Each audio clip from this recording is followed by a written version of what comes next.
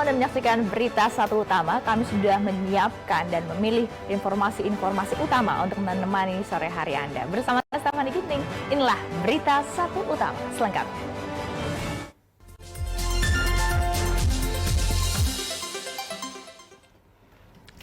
Kita ke informasi pertama, ruko Pluit yang berdiri di atas bahu jalan akhirnya dibongkar. Pembongkaran diwarnai unjuk rasa pekerja ruko.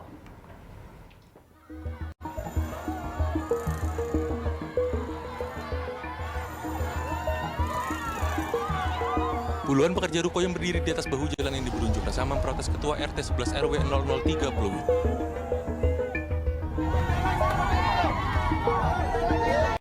Unjuk rasa ini berlangsung di tengah pembongkaran bangunan ruko yang memakan bahu jalan.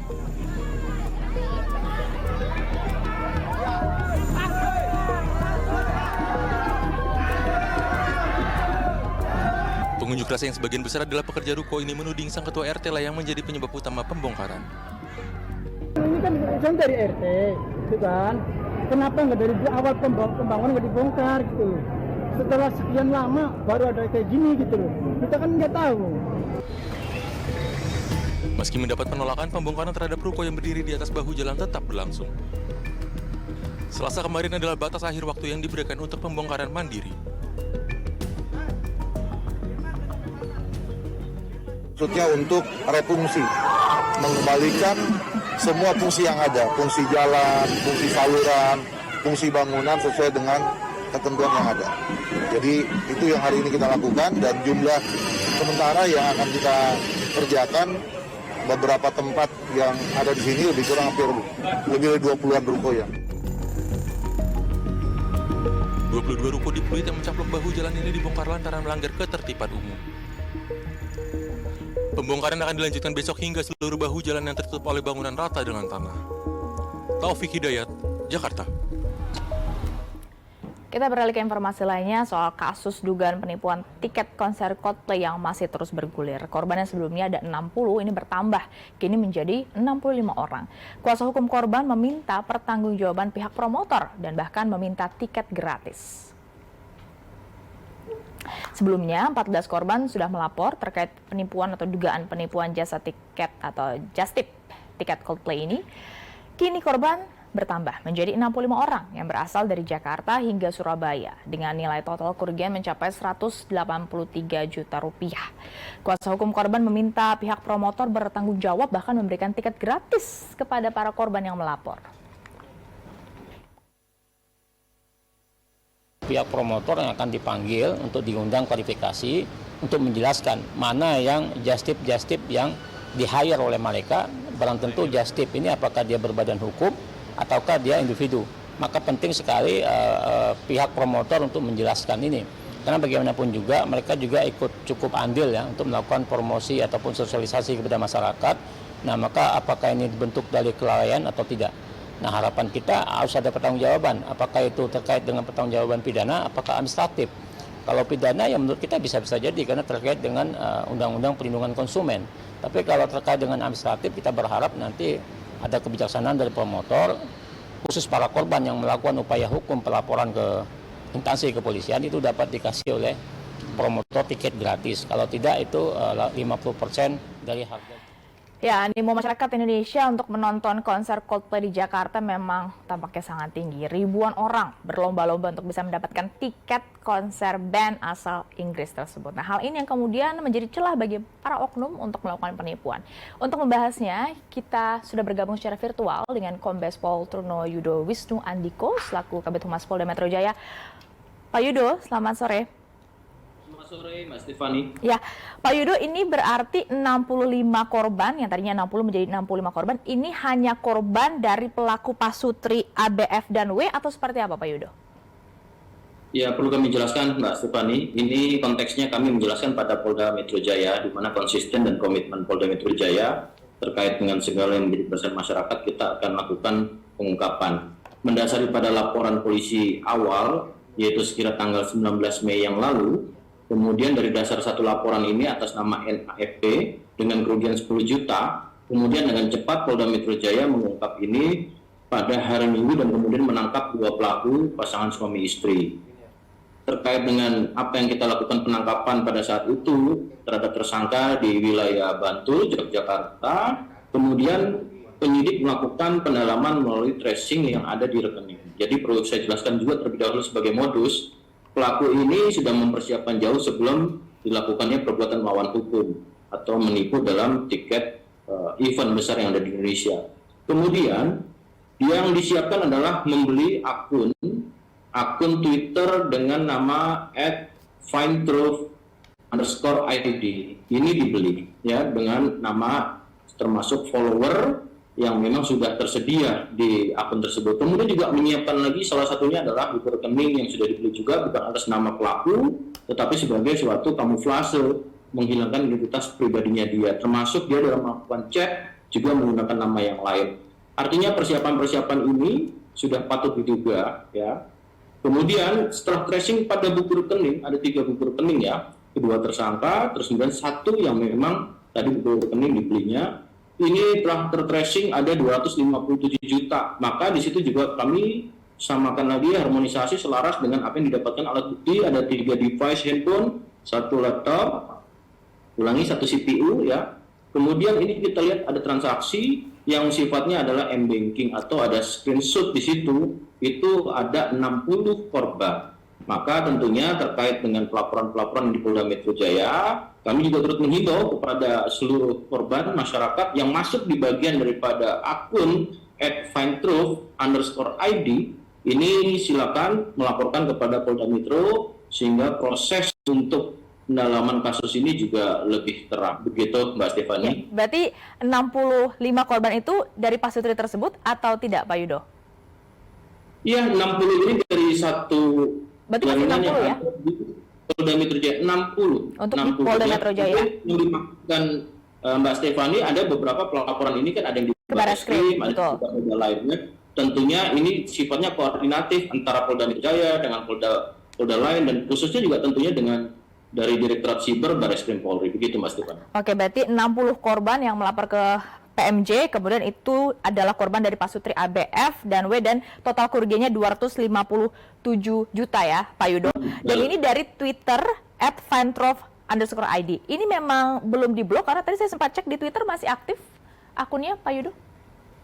Sudah kita lakukan untuk, jadi begini modusnya. Pada saat awal ya, akun ini kemudian diperkenalkan, kemudian digiring ke WhatsApp group dengan membayarkan sejumlah uang yaitu 50.000 sebagai book slot ya. Fee book slot ini 50.000, artinya setiap yang masuk artinya serius akan membeli. Itu terhadap satu fee book slot untuk 1 tiket. Kemudian dijanjikan lagi memang tersangka ini memiliki 1 tiket ya yang kemudian ini di flyer sama yang bersangkutan untuk meyakinkan kembali. Ya, kemudian ketika nanti sudah dikatakan tiket ini secure, ya, tiket secure dan kemudian dicontohkan ada tiket, membayar harga tiket plus fee jasa titip. Nah, kemudian dikasih waktu 1 jam. Dalam waktu 1 jam tidak dibayarkan, maka ini akan dialihkan ke orang lain. Maka berbondong-bondonglah dalam waktu 1 jam, ini semua akan mentransfer sejumlah uang, yaitu harga tiket tambah fee jasa titip, yang kemudian modusnya menghilang, menghapus akun tersebut, hilang dari kelompok WAG tersebut, seperti itu.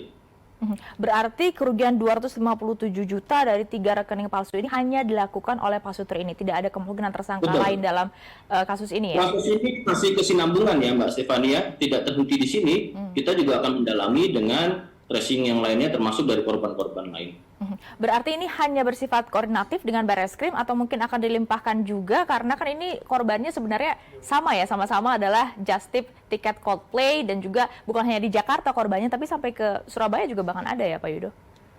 Iya, tentunya yang konteks kami tangani ada pada satu dasar laporan ini dengan tersangka 2 orang ini sementara ini ya, ini kami juga menghimbau untuk melaporkan. Namun demikian tidak menutup korban-korban yang lain di daerah lain ini masuk di dalam akun Findtruth dari ID ini, tetapi bisa juga tentu sifatnya koordinatif, itu nanti konteksnya adalah di Barreskrim Mbak Stefani. Oke, promotor juga sempat dimintai keterangan, ada fakta barukah yang terkuak dari keterangan promotor? Ya, kita sifatnya koordinatif Polda Metro Jaya ya. Kapolda Metro Jaya selalu mengatakan konsisten dan komitmen. Setiap ada keresahan masyarakat tentu ada respon yang harus dilakukan. Dan kemudian terkait dengan Barreskrim ya, tentunya nanti kita akan sifatnya disampaikan koordinatif lebih mendalam. Untuk promotor tentunya kita sama-sama menunggu bagaimana nanti dari Barreskrim Polri. Tapi sejauh ini kalau melihat modusnya ini memang sistematis, berarti nanti akan yang disangkakan adalah memang rencana yang terlebih dahulu sudah direncanakan oleh para pelaku ini terkait dengan penipuan ini, Pak Yudo? Ya, tentunya modus ini kita akan koordinatifkan. Ya. Kemudian yang kedua, kami juga menghimbau. Ini ada dua hal yang tentunya sebagai suatu sasaran himbauan kami. Ya. Yang pertama kepada promotor. Tentu promotor bisa memberikan atau mengeluarkan lagi sosialisasi terkait skema atau mekanisme bagaimana mekanisme untuk pembelian tiket ini secara betul-betul yang sah ya, yang sehingga ini semua masyarakat menjadi suatu pembelajaran juga. Kemudian kedua, himbauan itu kepada masyarakat. Ya, jasa-jasa penitipan ini kan kita dunia perkembangan teknologi dan informasi ini sangat berkembang pesat. Ada positifnya, namun juga ada hal yang bisa dijadikan negatif. Tentunya kita dalam komunikasi pada setiap perkembangan teknologi informasi ini kan kita tidak memahami siapa yang pemilik akun dan kita tidak bisa tetap buka langsung.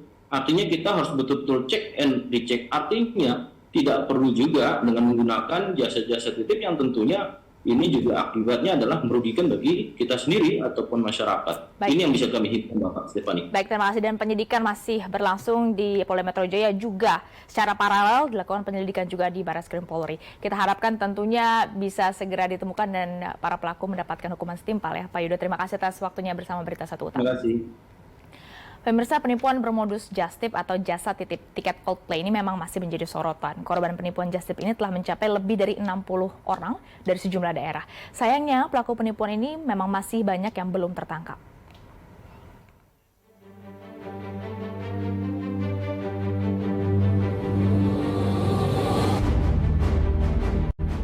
Penjualan tiket Coldplay sejak pertengahan Mei lalu masih menjadi perbincangan. Penjual tidak resmi pun bermunculan di sosial media.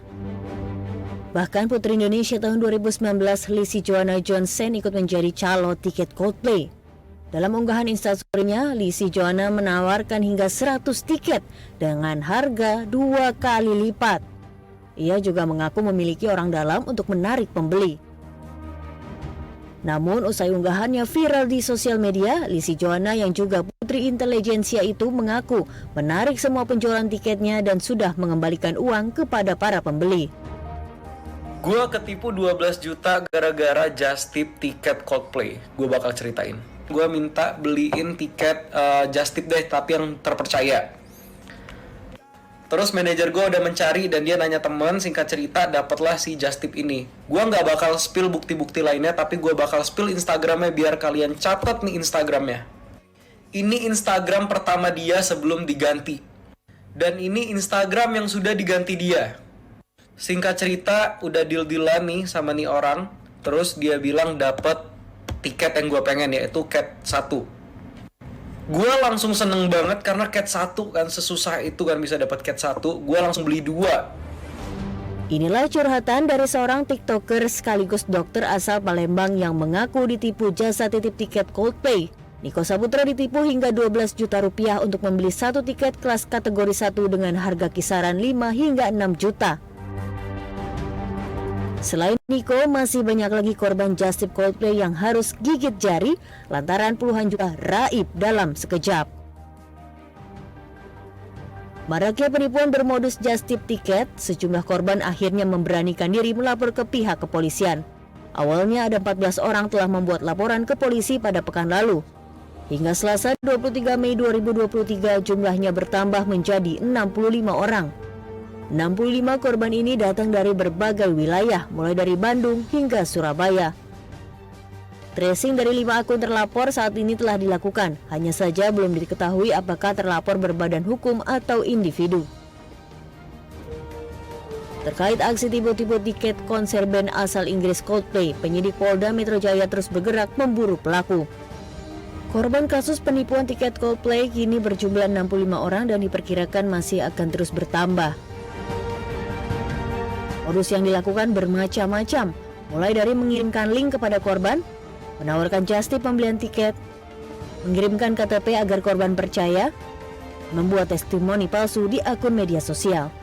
Salah satu pelaku just tip yang sudah ditangkap adalah pasangan suami istri di Yogyakarta. Bermodalkan tiket yang sudah berhasil dibeli, pelaku dengan mudah menjerat masyarakat yang sedang memburu tiket Coldplay. Petugas mendapati saldo sebesar Rp257 juta dari hasil just tip tipu-tipu ini. Tim Liputan BTV.